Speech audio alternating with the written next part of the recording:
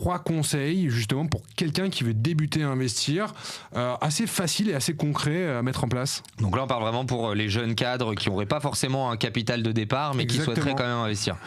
Ouais, donc du coup c'est ce que j'expliquais tout à l'heure. Déjà le premier levier pour s'enrichir, c'est le levier de l'emprunt. Ouais. Aujourd'hui, si vous avez un salaire, que vous êtes en CDI avec une période d'essai qui est validée, vous avez une capacité d'endettement, en tout cas si vous n'avez pas un trop gros loyer.